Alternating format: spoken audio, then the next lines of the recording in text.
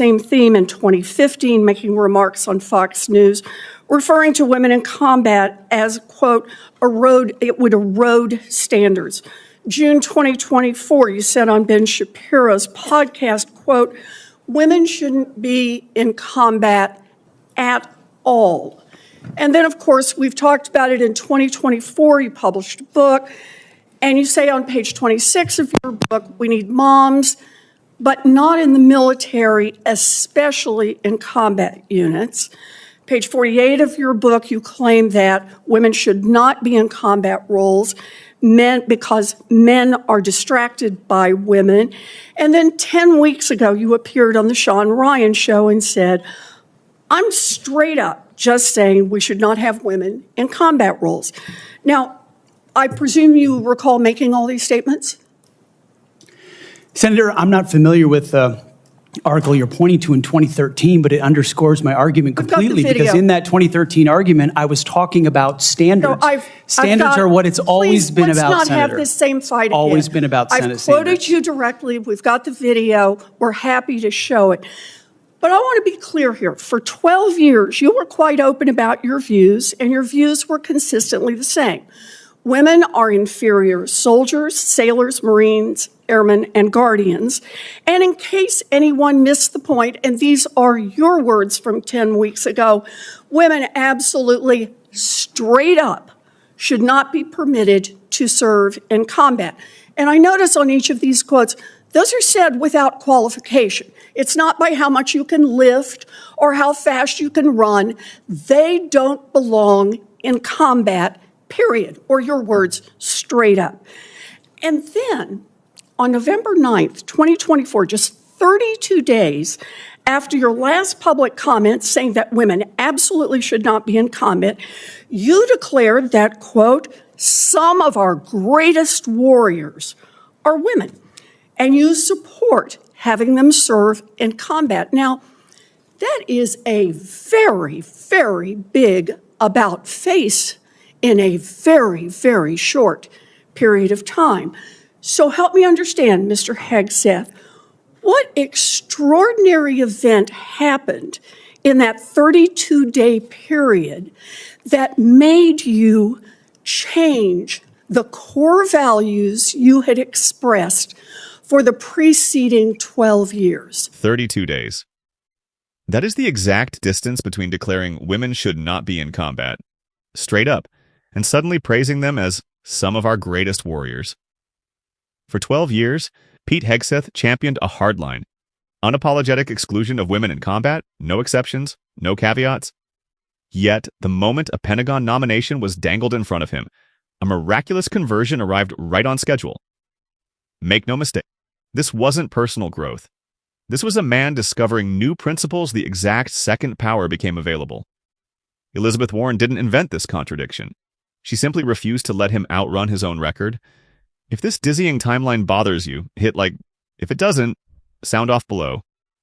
Either way, tell me, which version of Pete Hegseth do you actually believe is walking into the Pentagon?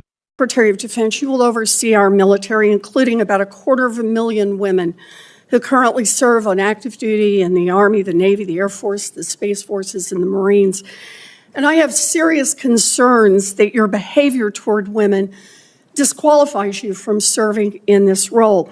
Now, I've been trying to get answers from you for quite some time on this. You haven't wanted to meet or to answer any of my questions, so we'll just have to do it here and dive in. I want to pick up on some of the questions asked by Senators Shaheen and Gillibrand and Hirono, and I just want to make sure we have a list of some of the facts that I think are undisputed. I'm not going to talk about anonymous sources. I'm just going to quote you directly. We've got the video. We've got it in print.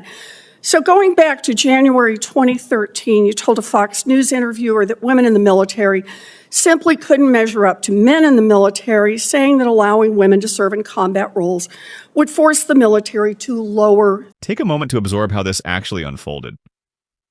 Elizabeth Warren didn't walk into that hearing hunting for a cheap viral moment. As she stated on the record, she had already offered him an out, a private meeting and written questions. He rejected both. By refusing a closed-door conversation where he could have softly contextualized his words or claimed personal evolution away from the cameras, he left her with only one option: public, televised and permanent. Look closely at her execution. Before dropping a single quote, she locked every exit. She explicitly swore off anonymous sources and secondhand whispers, arming herself exclusively with his own undeniable words, from video, print, and a book bearing his name. Most senators leave breathing room for a nominee to claim they were misquoted or selectively edited.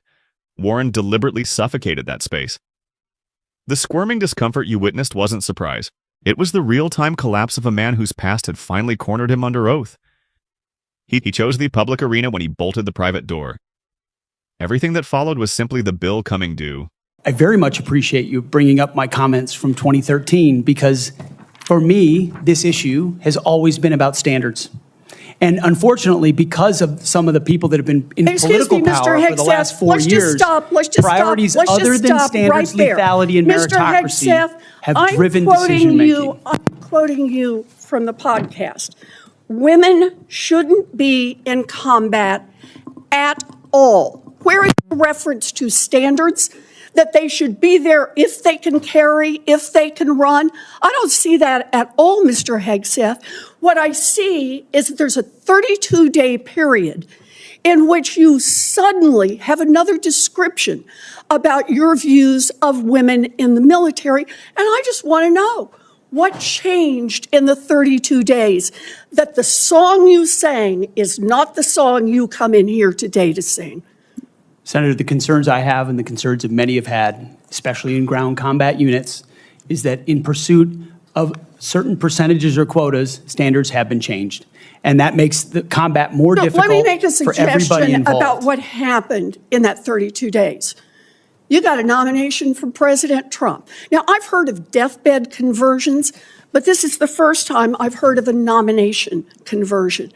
And I hope you understand that many women serving in the military right now might think that if you can convert so rapidly your long-held and aggressively pursued views in just 32 days, that 32 days after you get confirmed, maybe you'll just reverse those views and go back to the old guy who said straight up, women do not belong in combat.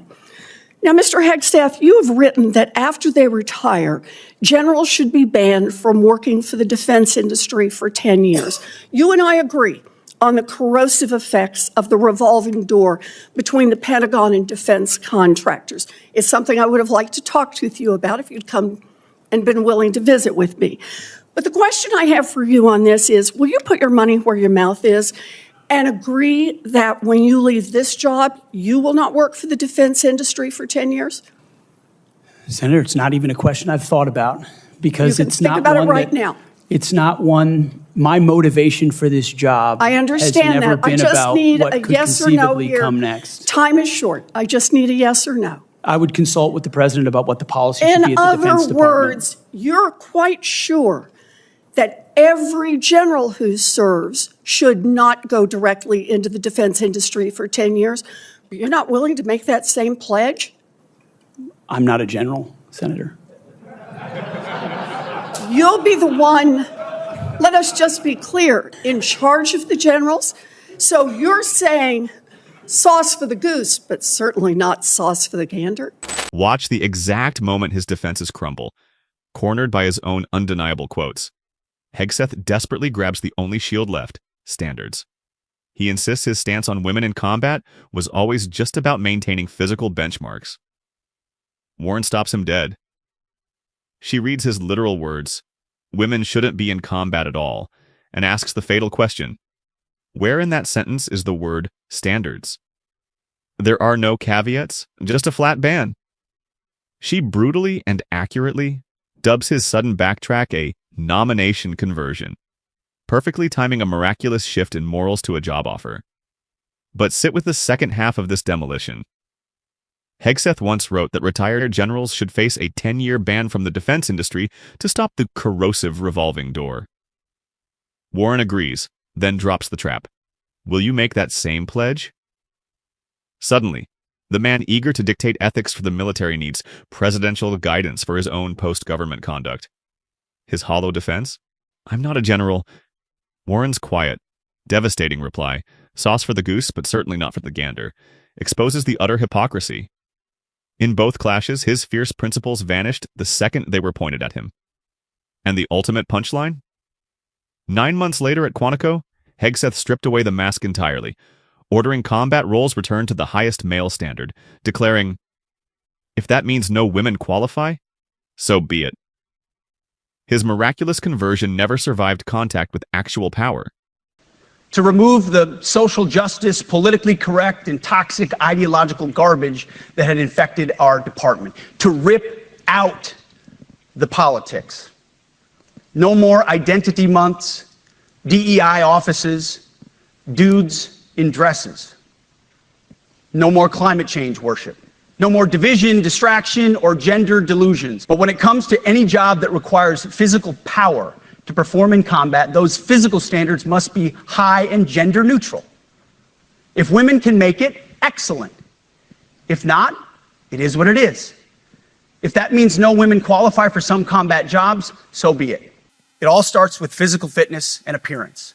This wasn't a mere refinement of standards. It was the silent, calculated resurrection of a hardline prejudice he had fiercely championed for 12 years. The definitive proof didn't come from a podium. It came from the shattered trajectory of a decorated Navy captain. Picture this: a Purple Heart recipient, the first woman to ever serve as a troop commander within the elite ranks of SEAL Team 6, and universally ranked first in her promotion cohort. Based on pure, undeniable merit, she was handpicked to take command of a naval special warfare unit. The change of command ceremony was officially scheduled, and the invitations were already in the mail. Then, just 2 weeks before the event, her orders were abruptly and inexplicably canceled. The quiet, chilling consensus among multiple insiders, including retired SEALs, pointed to a single, devastating truth. The secretary simply did not want a woman in that role. As one insider bluntly summarized the tragedy, she was the best man for the job. During the confirmation hearing, Senator Elizabeth Warren never bothered to accuse Pete Hegseth of outright faking his newfound support for women. Instead, she surgically probed whether his miraculous conversion would actually outlive the seductive incentives of his pending confirmation. The canceled orders now scream the answer. The true existential danger here is not simply that Hegseth held exclusionary views for over a decade, but rather the dizzying, opportunistic speed with which he abandoned them. If the mere scent of a Pentagon nomination is potent enough to obliterate 12 years of deeply entrenched public conviction in exactly 32 days, then we must accept a terrifying reality. The same political forces that engineered his reversal remain fully intact and operational today. The presidential leverage, the partisan incentives, the insatiable pressure to align with power, none of that vanished after his confirmation. This is the catastrophic structural flaw that Warren so brilliantly exposed. She wasn't begging the Senate to guess which version of Hegseth was authentic. She was forcing them to recognize that the very necessity of asking the question is a permanent institutional crisis. Right now, more than 250,000 women proudly wear the uniform of the United States Armed Forces. They are not abstract political talking points or theoretical debates.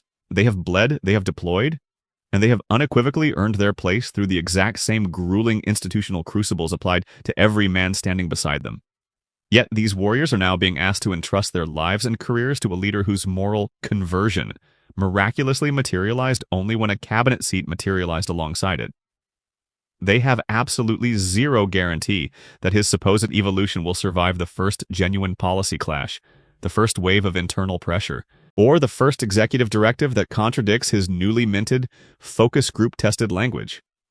A man who possesses the capacity to completely rewrite his core moral compass that rapidly can and inevitably will rewrite it again.